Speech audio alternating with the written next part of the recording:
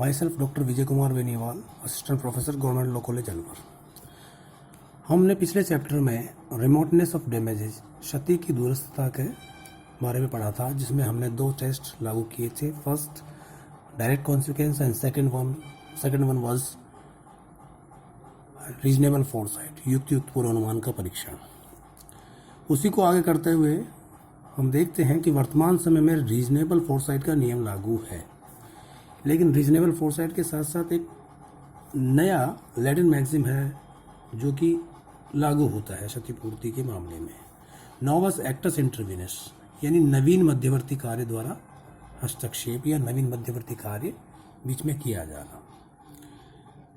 Direct consequence में हमने देखा था कि ए के द्वारा अगर बी को क्षति कारित की गई है तो जितने कॉन्सिक्वेंस हैं वो डायरेक्ट अगर कॉन्सिक्वेंस घटित होते हैं तो वो दिलाए जाएंगे। फोरसाइट में हमने ये देखा था कि अगर ए के द्वारा बी को क्षति कारित होती है और बी की वजह से सी डी ई इफेक्ट होते हैं तो कहाँ तक रीजनेबल, जहाँ तक व्यक्ति सोच सकता है वहीं तक की क्षतिपूर्ति दिलाई जाएगी। बट ये न्यू कंसेप्ट है जिसमें नवीन मध्यवर्ती कार्य द्वारा हस्तक्षेप। ये कैसे होता है कि अगर ए के द्वारा बी को क्षति कारित की गई है और बी को तत्पश्चात किसी अन्य व्यक्ति द्वारा या प्राकृतिक घटना द्वारा, फर्स्ट है इसमें बाय नेचुरल एक्ट के द्वारा कोई क्षति कारित होती है या नया क्षति कारित होती है। सेकेंड वन इज कि किसी व्यक्ति द्वारा, बाय एनी पर्सन, जो कि थर्ड पर्सन है, थर्ड पर्सन द्वारा कोई क्षति कारित होती है। थर्ड वन इज जहां बाय अपीलांट या वादी द्वारा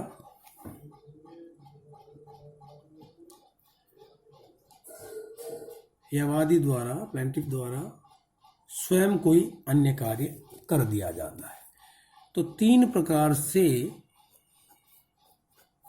ये लैटिन मैक्सिम लागू होता है कि नवीन मध्यवर्ती कार्य द्वारा हस्तक्षेप, कि जब एक व्यक्ति द्वारा कोई कार्य करके दूसरे को क्षति पहुंचाई जाती है तो उसके पश्चात अगर प्रकृति द्वारा या किसी अन्य थर्ड पर्सन द्वारा या फिर वादी स्वयं द्वारा कोई अन्य कार्य करके उस क्षति में वृद्धि की जाती है या क्षति को बढ़ाया जाता है, तो क्या वादी प्रतिवादी से इन क्षतियों के जो कि बाद में उत्पन्न हुई हैं इनके लिए भी क्षतिपूर्ति प्राप्त कर सकता है? ये हमारा आज का टॉपिक है। तो इसमें हमने देखा कि नवीन कार्य किस किस द्वारा होगा? प्रकृति के द्वारा, बाय थर्ड पर्सन, और बाय एप्लीकांट या प्लेंटिफ या वादी द्वारा जिसने वाद दायर किया है क्षतिपूर्ति का। इसमें फर्स्ट केस देखिए, Carslogie steamship company, Carslogie steamship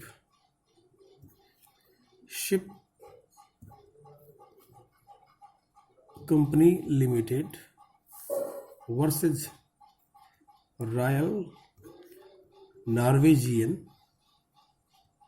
government. इस मामले में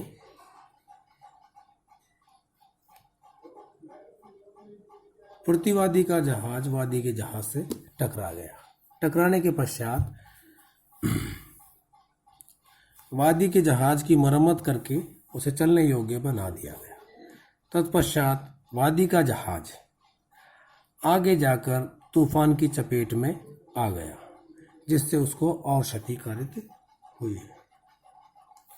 इसके पश्चात वादी द्वारा कारित क्षति और तूफान से हुई क्षति की मरम्मत तट पर जाकर कराएगी।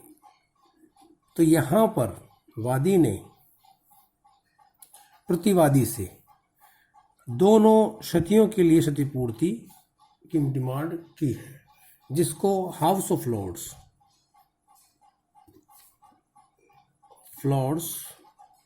इंग्लैंड का वाद है के द्वारा इसको अस्वीकार कर दिया। और मौसम से हुई क्षति, जो मौसम से हुई क्षति है उसके लिए क्षतिपूर्ति देने से इनकार कर दिया। यानी नवीन मध्यवर्ती कार्य बाय नेचर।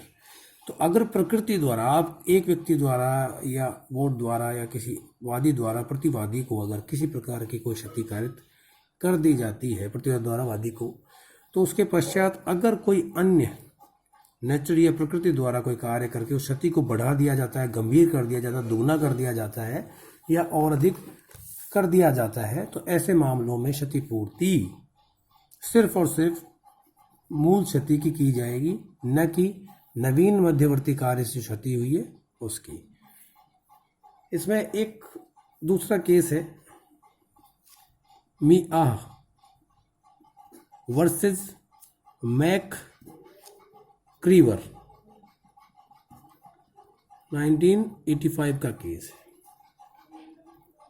इस केस में ए द्वारा बी को क्षति कारित की, जिसमें उसके मस्तिष्क पर या उसके सिर पर चोट लगी, जिससे उसकी आक्रामकता बढ़ गई। यहां पर बी को क्षतिपूर्ति दिला दी जाए, ठीक है। लेकिन बी तत्पश्चात सी और डी के साथ रेप अटेम्प्ट करता है, क्योंकि उसकी आक्रामकता बढ़ गई है। पहले से भी आक्रामक है, लेकिन उसके पश्चात उसकी आक्रामकता बढ़ गई है। यहां पर सी और डी ने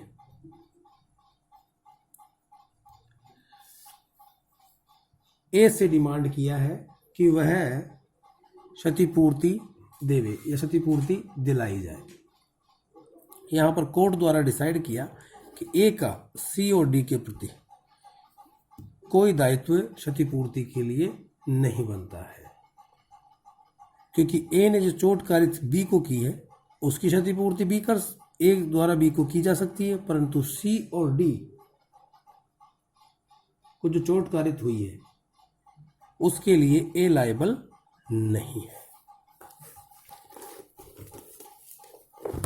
बाय थर्ड पर्सन।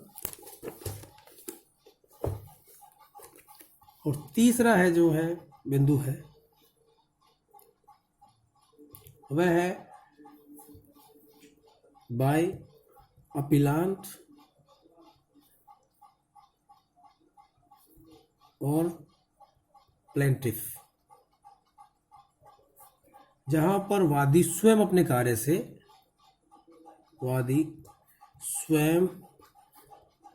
कार्य से क्षति को बढ़ा देता है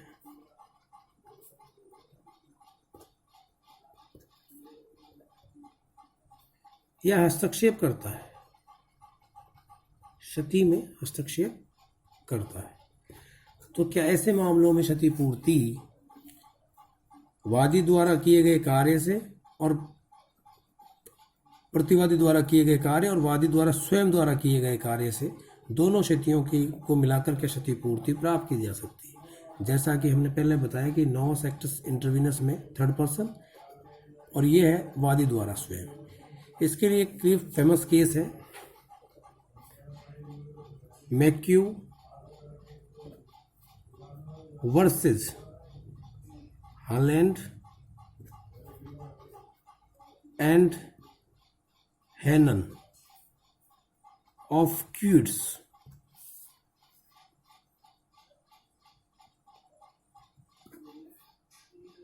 स्कॉटलैंड लिमिटेड का एक वाद है। इस वाद में ए के द्वारा बी के पैर पर चोट कारित की गई, जो डायरेक्ट ए के द्वारा बी पर चोट कारित हुई।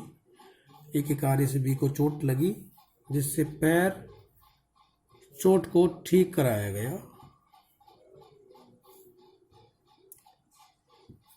गया।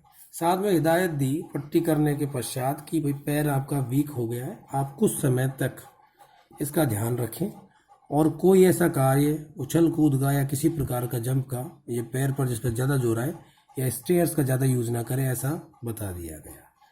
बी के द्वारा एक मकान देखने गया जेड का, वहाँ पर सी बी की पुत्री सी के साथ गई।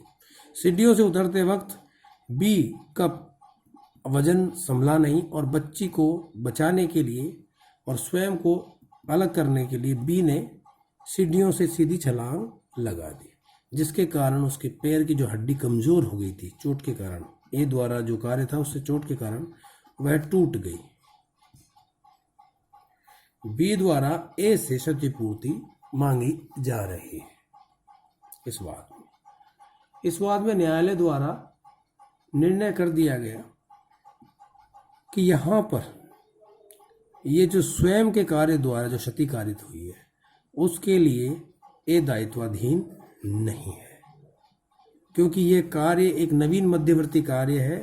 मकान का देखा जाना, स्वयं द्वारा छलांग लगाया जाना जिससे बाएं पैर की हड्डी टूटना एक नवीन मध्यवर्ती कार्य है जो कि वादी द्वारा खुद हस्तक्षेप किया गया है, वादी द्वारा नवीन कार्य किया गया है। इसलिए इसके लिए स्वयं के द्वारा किए गए कार्य की क्षतिपूर्ति वह ए से प्राप्त नहीं कर सकता। तो नोवस कॉजस इंटरवीनस में स्पष्ट रूप से स्पष्ट किया कि कोई नवीन मध्यवर्ती कार्य अगर 3 कारणों से होता है, by natural act, by third person और बाय एप्लीकेंट, तो इन मामलों में क्षतिपूर्ति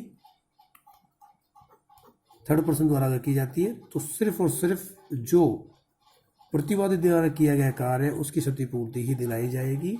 ये कारण और परिणामों के जो परिणाम है उसकी श्रृंखला को तोड़ देता है और मूल क्षति प्रतिवादी द्वारा किए गए कार्य से होती है, उसी के लिए यहाँ पर प्रतिवादी वादी के लिए दायित्वाधीन होता है। It's completed.